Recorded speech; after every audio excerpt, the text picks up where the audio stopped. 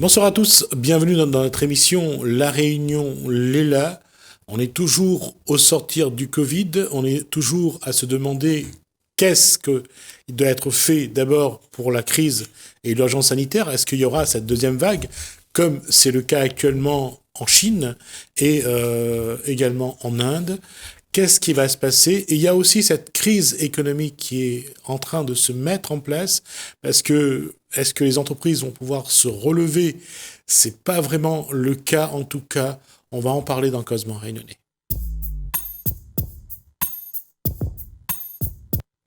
Qu'est-ce qui se passe vraiment? Comment on est ressorti de ce confinement? Qu'est-ce qu'on ressent? Et quels sont aujourd'hui j'allais dire un petit peu ce que veulent la population. Et on a avec nous ce soir Alain Déliron, bonsoir, et Élisée Hassani, bonsoir également. Bonsoir, bonsoir. Les entreprises, on en a parlé, mais le peuple, vous êtes MP, ça veut dire... Le mouvement populaire 974. Que demande le mouvement populaire 974? Qu'est-ce que revendique le mouvement populaire 974? Mais avant tout, avant de commencer vraiment, me répondre à une question, maintenant un petit penser à toutes les personnes que la travail dure vraiment pendant le Covid-19, coronavirus. Le confinement. Tu vois, tous les personnels de santé, mis à un coup de chapeau, quoi. Et aussi des associations aussi bénévolat que l'a œuvré pendant toute cette période très, très, très difficile. Mais le mouvement populaire, il porte bien son nom, hein, c'est un mouvement que nous sommes en train de structurer pour éveiller certaines consciences de la population, on va dire ainsi, et aussi peut-être aussi d'amener... Je vais vous interrompre et je vais vous poser la question. Comment vous avez vécu ce confinement tous les deux? Ça a été un petit peu compliqué. Mais d'ailleurs, moi, j'ai essayé j'ai écrit le livret d'un spectacle musical qui s'appelle Mafati, donc Mafati, donc Mafat, ouais. Et il y a 41, j'ai écrit 41 morceaux en fait pour mettre en place ce spectacle. Donc ça a été concentré sur la musique. Et voilà. Ouais. D'accord. Oui. Donc on n'a pas regardé ce qui passait autour. Ah si, aussi, bien sûr. J'ai de la famille, et donc j'ai regardé ce qui se passait aussi. Hein. D'accord. Alain Déliron, comment l'homme réunionnais que vous êtes a vécu ce confinement? Moi, ma vie valait vraiment en confinement, on va dire ça comme ça. Moi, j'avais un regard aussi sur ce qui se passe aussi dans notre petit pays ici, La Réunion. Nous l'avions aussi l'engagement des citoyens engagés que vraiment la mettre. Élisée vient de dire qu'il a écrit de la musique. Oui. Ça a été sur le confinement ou ça a été...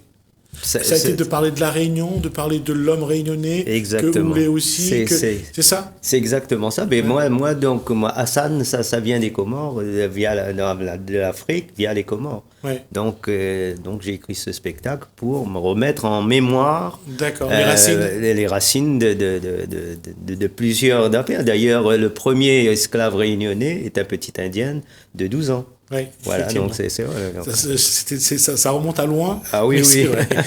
La question là-dessus, Alain Déliron, justement par rapport à ce que vient de dire Élisée, comment où a pris le temps de revenir sur vous-même, de reconcentrer à vous et d'aller un petit peu vers aussi les ancêtres, parce que c'est aussi un moment. Ah oui, c'est un moment aussi, comme dit Élisée, c'est un moment aussi, mal à prendre 2-3 bouquins ici, mal à lire, et mal à cogiter de mon tête aussi, comment le combat nous doit mener, comment nous sommes allés en place, vous comprenez? Ouais. Parce que en temps vraiment rayonner et descendant aussi de ma famille d'esclaves sortant de Madagascar, mais maladie aujourd'hui, c'est que il faut que nous arrivions à mettre en place une affaire. Et ça pendant le confinement, et ça la donne à moi aussi l'idée aussi de réfléchir comme on l'a dit, et aussi d'amener un petit peu notre pierre à l'édifice après le confinement, pour combattre un peu l'injustice sociale que nous subissons depuis longtemps, depuis des années. Quoi. Voilà, justement, parce que ce mouvement populaire, vous faites en sorte qu'il est né pour revendiquer, pour l'identification de l'homme réunionnais, pour proposer des solutions. Pourquoi tu penses qu'aujourd'hui, un mouvement populaire 974 est nécessaire? Mais il est nécessaire, pourquoi? Parce que on vient de dire dans notre question, faire aussi des propositions aussi, c'est-à-dire le mouvement populaire il n'est pas là aussi pour dire que comment être surtout les thématiques, mais nous avons besoin aussi d'être reconnus en tant réuni avant tout, mais ce mouvement populaire il est là aussi pour émerger aussi des idées avec les autres partenaires aussi qui existent depuis longtemps à La Réunion, des associations, des poches de résistance, on va dire ça comme ça, quoi. Alors, sur la question là, nous sommes d'accord sur le fait de revendication, de proposition. Mais aujourd'hui, avec tout ce que l'a déjà passé, avec tout ce que l'on a à La Réunion, est-ce qu'il ne faut pas que nous, avant d'aller plus loin dans cette structure, que tu penses à la façon de faire? Parce que vous rendez bien compte que n'est pas simple et que même le réunionnais, parfois, n'est pas facile à batailler au diapason. Ah, ouais, c'est vrai. Là-dessus, nous avons raison. Mais c'est pour ça que nous prenons le temps à structurer ce mouvement, parce que nous sommes en train aussi de causer avec certains camarades chez toute La Réunion, que ce soit dans l'Est, que ce soit dans le Sud, dans l'Ouest et dans l'Est. Nous sommes en train d'échanger à nous sur nos pages de Facebook. Mais bientôt, nous serons contents. Nous, dans un grand rond là-bas à Saint-André, malgré une invitation avec un groupe de Dallon de Saint-André là-bas, pour causer vraiment sur notre propre identité. Que ça ira à nous de notre propre identité, notre place dans la société. Parce que je pense, où vient de dire une affaire, c'est que le rayonner aujourd'hui, Talmud il dit comment le rayonner, l'endormi, bonsoir. Mais Nena des rayonnés que il attend le moment pour exprimer ça. Ben, ça c'est la question aujourd'hui. La preuve, regarde aujourd'hui où ça doit délai, combien de place on a pour expose ce qu'on veut faire, ou communique ou informe la population, voilà ce qu'on veut faire. Est-ce que une remise en cause que je dois faire de dire où ça il trouve la place pour causer? Le vrai, des fois, il est difficile. Hein. Moi, je pense que la place, c'est dans la place. Sur un pied de bois, sur le bord de la mer, je ne connais pas, dans un cadre. Parce qu'aujourd'hui, peut-être, là, les institutions, peut-être que nous va demander à eux un petit peu un salle pour causer. Peut-être va faire payer à eux, ben, comme ça, ben non, encore, ça fait. Donc, peut-être je serai réticent à nous la place, mais même si tu ne donnes pas nous la place, on va trouver la place nous. Mais il faut aujourd'hui, même il faut nous trouver notre place. Nous l'entraîne trouver notre place, et le rayonner l'entraîne de prendre conscience aussi que, ben, il mérite aussi d'être traité comme tout le monde dans son propre pays, quoi. Alors, justement, la question, Lila, et la question de deux, est-ce que quelque part aujourd'hui, c'est pas ce sentiment d'être un peu mis à part, abandonné, et que La Réunion est construite un peu sans autre? Mais c'est exactement ce que moi l'a ressenti, parce que moi j'étais professeur des écoles, et donc quand moi on est parti fait un remplacement donc à Montreuil, mis en quarantaine direct, quoi. Donc c'est ça. Donc dans notre propre pays où les mises en quarantaine, c'est ça, c'est les durs, quoi, dans les compliqués. Est-ce que tu arrives à expliquer comment La Réunion a évolué et comment vous allez arriver à sentir Azote quelque part mis en quarantaine, mis à part et exclu finalement des autres pays? Ouais,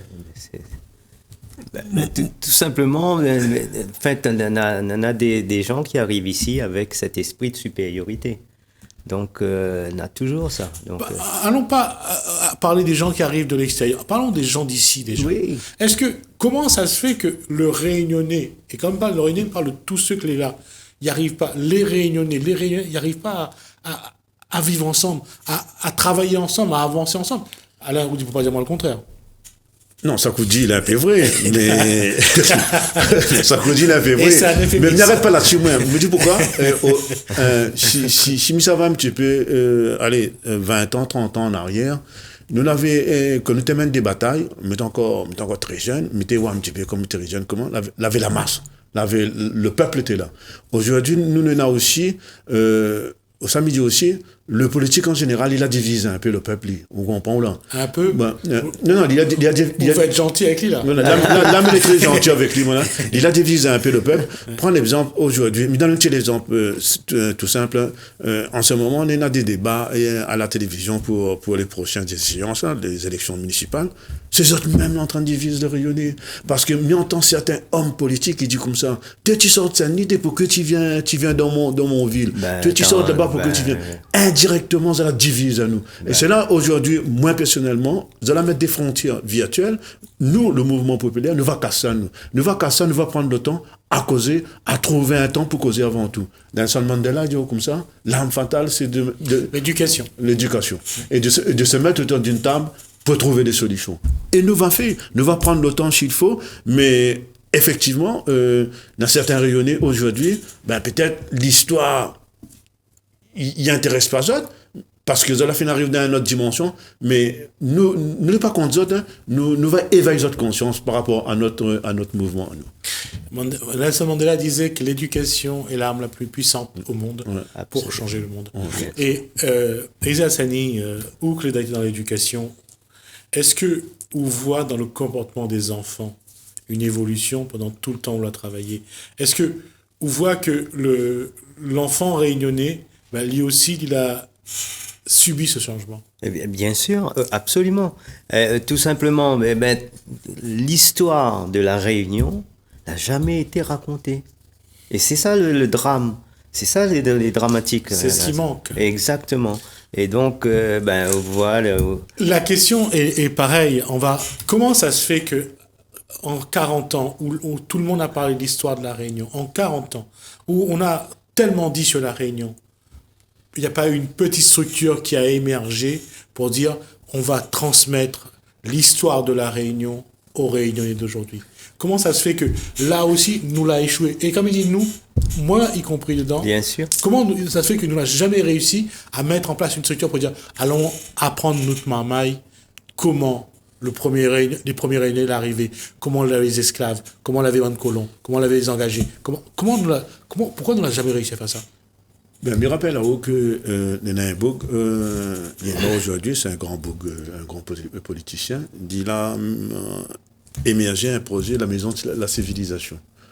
Je pense qu'aujourd'hui, si nous avions vraiment compris, après il y avait des paramètres derrière, il est vrai que la population politiquement l'a pas compris, mais si nous sommes dans le fond même, il faut à nous vraiment un socle pour permettre que l'histoire que l'avait avant soit être reconnue aujourd'hui par le biais des enfants et des élites et des anciens professeurs. Aujourd'hui, nous voyons que Nena Debog aussi l'a voulu que l'histoire de la Réunion, l'histoire de l'esclavage à la Réunion soit pas mettre dans la lumière. Oui, il faut dire la vérité comme il est. Tout à fait. Et c'est là ce que... ne serait-ce qu'avec le barrage, l'obstacle qu'on a pris pour le Maloya. C'est ça. Oui. On regarde aujourd'hui la défendre-nous, le Maloya, utilisé dans le Fénois, nos bonnes ancêtres, la dans le Fénois. Aujourd'hui, le Maloya, elle est reconnu. Il est reconnu au patrimoine de l'UNESCO, mondial de l'UNESCO. Oui. Donc, il faut que... il faut des combats. Là, il y a maintenant le journal de hier, l'esclavage reconnu, crime contre l'humanité, Parlement européen. Donc, Néna Nafé vient là. Oui, mais est-ce que derrière tout ça, parce que cette reconnaissance l'a été au niveau de l'État français, lorsqu'on a reconnu que le 10 mai, reconnaissent donc l'esclavage, crime contre l'humanité, et traite négrière, mais ça n'a pas changé grand-chose. On a reconnu, mais dans la réalité, et c'est même pas la couleur, là, c'est le pauvre, il reste pauvre, le riche l'a enrichi. Mais c'est ça même. Mais je suis tout à fait d'accord avec vous. Et souvent, quand nous faisons une affaire après, que nous marquons un peu l'histoire, il tombe de l'oubli. Il y a une affaire passée avant le Covid et après le Covid. Mais je pense aujourd'hui, l'histoire l'entraîne de refaire surface. Mais refaire surface, c'est pas dire que Mouvement Populaire sera l'investigateur, mais il y a plusieurs partenaires à La Réunion. Nous viennent commencer à structurer un mouvement, mais il y a des associations qui combattent depuis des années à La Réunion. Et c'est vrai, les autres ne l'ont pas entendu. Mais quand on va mettre notre force ensemble, mais je pense qu'on va mettre notre force ensemble, qu'on va mettre toutes les personnes autour d'une table, les historiens, les écrivains, les associations. Mais c'est là le problème, c'est de mettre tout ce monde-là autour de la table. Ouais, et c'est là le problème, parce que chacun a son version. Quand nous regardons un petit coup, avec Élisée, dans l'automne pour causer, sur le déboulonnage du statut de Maïle Boisdonné. On a Mme Françoise Vergès, il a son apport personnel, et on a Prosper Ève, il a une autre vision encore. Donc, il faut nous arrêter de causer, interposer par les écrans. Là. Il faut que nous mettions à l'automne du temps. Nous faisons, aux Antilles, là-bas, par exemple, il fait des séminaires sur l'esclavagisme. Il invite de monde à causer, il invite de monde dans les autres... Mais entends ce que vous dites. Et je me pose la question, et pour montrer la différence. Est-ce que vous sentez-vous traité comme un professeur dans... Ah, pas du tout. Pas du tout. Loin de là. Vraiment loin. Hein. Tout simplement parce que on en a des gens qui comportent azote bizarrement dans l'éducation nationale.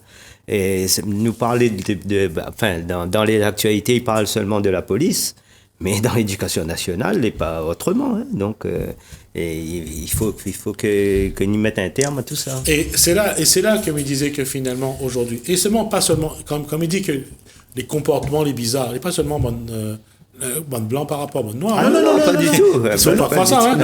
Là, on parle pas de couleur. Là, on parle du comportement humain par rapport à d'autres humains.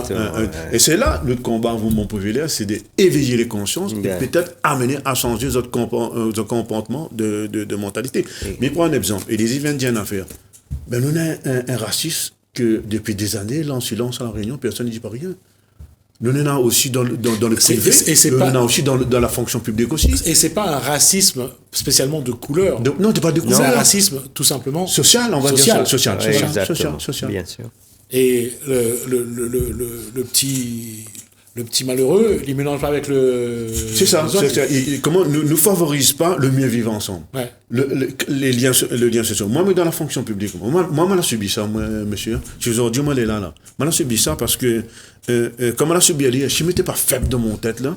Je ne m'étais pas fort, là. Ben, je m'étais plus là, moi. Vous comprenez? Et c'est là que je m'y fait passer un message aujourd'hui. Nous dit le politique aujourd'hui, là. Arrête de diviser. Arrête de diviser. Est-ce que c'est aux politiques de faire ou est-ce que c'est à nous, déjà, de prendre sur nous? Parce que le problème, Alain Deliron, est-ce qu'aujourd'hui, nous donne pas un peu trop de pouvoir aux politiques? Est-ce que vous êtes à la hauteur? Est-ce que vous êtes mérite? Ou est-ce que nous, aujourd'hui, et là, je dis ça avec également Élisée, est-ce qu'il y a un moment, il ne faut pas que, ou même, ou prend en main ou destin et où sa bataille? Mais c'est exactement ça. C'est ce que nous sommes en train de faire, justement. Nous sommes en train de monter ce mouvement-là pour que les gens y rendent compte que on a des choses que nous l'avons oublié de dire, nous l'avons oublié de faire. Nous l'avons oublié, mais nous avions peur. Ou bien nous avions peur aussi. Et donc, par exemple, le racisme, il date pas d'aujourd'hui. Hein. C'est depuis le philosophe des Lumières, les gars.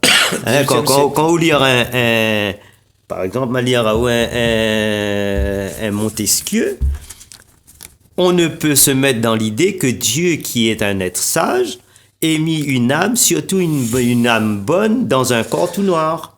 Oui, il est impossible que nous supposions que ces gens-là soient des hommes. On commencerait à croire que nous ne sommes pas nous-mêmes chrétiens.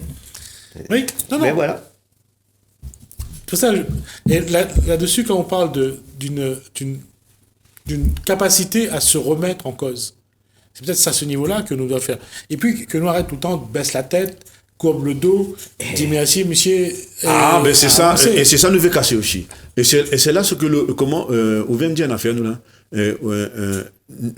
N'arrête pas sur le politique pour dire ça fait une affaire. Non, allons prendre notre destin en main. Quand nous dit nous tous ensemble, pas que le mouvement populaire, il y en a plein des associations. On a des beaux gardiens dans l'île que les prêts à mettre le combat, à nous réunir notre force pour que nous soyons une seule force, sur le thématique. Nous causons un peu trop dans tous les sens, des fois, et que nous n'arrivons pas à rassembler nous. Aujourd'hui, c'est à nous de prendre en main. Et c'est pour ça, nous, avec un certain camarade, nous dit, ben, allons structurer nos mouvements, et après, nous va voir après comment nous va travailler avec les autres personnes pour constituer un seul mouvement, et avec un seul parole, un seul langage pour la réunion.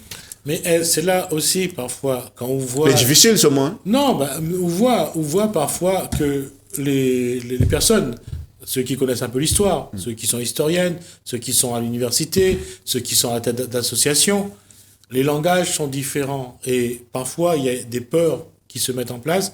Et on n'arrive pas, pour l'instant, c'est ce qu'on nous voit, hein, on n'a pas à trouver quel est l'intérêt commun. Pourquoi nous bataillons finalement? Ah, vous posez-moi la question? Oui. Ben moi, je ne pas trop répondre pourquoi nous bataillons, parce que je me dis pourquoi, parce que moi, on a mon propre l'opinion. Mais, je répète, c'est ensemble. Ensemble, nous tous ensemble, nous portons une réflexion collective, on va dire ça comme ça, pour éveiller certaines consciences. Parce que moi, je ne suis pas écrivain, moi, je ne suis pas historien, moi. Mais par contre, je suis un citoyen engagé, moi, mon mot aussi à dire, c'est tout ce qui dit la traite négrière, l'esclavage et le marronnage aussi. Et souvent, quand nous regardons les médias, ben, il arrive une affaire, par exemple, de boulonnage du statut Maël Bourdonnais. Ben, il faut tout le temps nous appeler les historiens, les écrivains. Pourquoi on ne fait cause pas un coup la population? On fait cause d'un maman en ville Saint-Denis, le maman, je dis qu'on ne connaît pas ce statut-là. C'est grave, hein? Ah oui. Non. C'est grave, hein? D'une part, quand on vous dit, est-ce qu'aujourd'hui, on a l'espace d'information et de communication pour que Zot disent que nous autres? Mais bien de dire, maintenant, il fait en sorte qu'il ne donne pas nous l'espace. Nous va prendre l'espace, nous. On vient de dire là, à un moment donné, s'il ne donne pas nous va prendre. Nous va faire des demandes. Mais arrête des fois, et souvent quand nous disons nous s'accordons un peu dans le zèbre, nous s'accordons un cochi de bord la mer comme ça. Pourquoi nous ne causons pas d'un saluchi ou ça, tout de monde? Comment? Par exemple, pourquoi ils ne mettent pas un séminaire, une conférence dans l'amphithéâtre? À l'université, par exemple. Là-bas, il y a un historien qui s'appelle Prosper Eve. Amène-nous là-bas, allons débattre, nous allons voir vraiment si il a nous la place. C'est un lieu symbolique. Mmh. La prochaine étape pour vous autres, c'est quoi? Là, pour travailler, pour voir comment tu constitues. La prochaine étape pour nous, c'est quoi? Nous sommes en train de... ne faisons pas une affaire dans la vitesse. Hein. Nous sommes en train aussi prendre des contacts avec certaines personnes, des écrivains, des historiens, des rayonnés de base aussi, hein, le chômeur, des peut être chefs d'entreprise, des peut être aussi des femmes de tous les jours. Ben, nous sommes en train de structurer, nous sommes en train de causer. Avant tout, moi, je pense qu'il faut nous causer, il faut nous lâcher un petit peu tout ce que nous avons à dire autour d'une table et après déstructurer. Mais je me rappelle, le mouvement populaire, il ne s'apprend pas la place personne. Hein. Au contraire, nous sommes là pour amener un petit peu notre pierre à l'édifice. Si il y a une association, il invite à nous pour cause ici un thématique, nous vient nous. Et si nous avons un séminaire à faire, une conférence à faire, ben nous va aussi inviter nos bonnes camarades. Bientôt, moi, je vais l'inviter à Saint-André avec des camarades que nous sommes en train d'échanger sur Facebook. Nous avons le même pensée, nous avons la même vision. Et moi, personnellement, ben, moi, j'ai envie d'y aller pour rencontrer d'autres personnes aussi parce que on a la réunion, on a des... Ça va être ça la première étape, c'est-à-dire essayer de rassembler les réunionnaises, les réunionnais autour de ces valeurs-là. Ouais, voilà. C'est ça.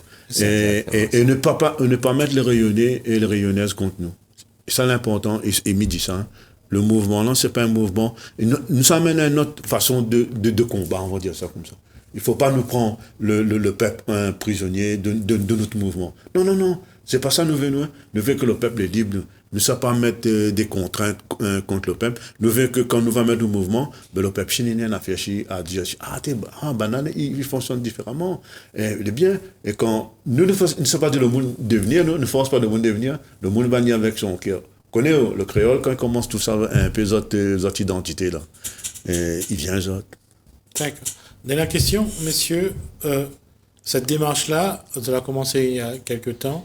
La prochaine étape pour vous autres, ça sera à quel moment vous pensez rassembler, vous mettre en place une structure? Déjà, moi, dessus de Dan, ça fait quelque chose, parce que de Dan, c'est un haut lieu de marronnage, en fait. Hein. Donc, lorsque De Souillac était gouverneur, il découvre un vrai village de Noirs-Marrons en l'air de Dan. Donc, et donc, la semaine créole, ça fait une grosse affaire là-haut. D'accord. Voilà. Donc, et nous va parler aussi de Mafat, il a été tué en 1751. En même temps. Voilà. Un dernier mot, Alain Daviron. Ben là, nous sommes en train de structurer nous aussi administrativement et juridiquement aussi, parce que nous sommes en train de savoir aussi, quand nous voir comment vraiment le mouvement, ben, il y a des choses peut-être nous ne connaissons pas, ben, nous avons des personnes que va donner dans nous, des juristes, des économistes aussi, parce que ne parle pas que le marronnage, l'esclavage et la traite négrienne. Il y a d'autres thèmes aussi que nous allons parler, c'est-à-dire la langue créole, la littérature régionale, l'humanitaire, l'artisanat local, l'éducation populaire, la coopération internationale entre les îles de l'océan Indien et le continent africain. Et nous allons aussi valoriser aussi notre patrimoine culturel de Sega, le Maloya, le patrimoine architectural et environnemental. Merci Alain Daviron, merci également à Élisée Hassani pour cet échange. On vous reverra sur ce plateau dès que vous aurez d'autres choses à dire. En tout cas, on essaiera donc de vous accompagner en termes d'information. Ouais, merci bien. Moi, je remercie Jismi parce que vous donne à nous la parole et ça allait bien. Merci, c'est gentil. Merci. Merci donc pour ce message. On va tourner une page, on se voit juste après.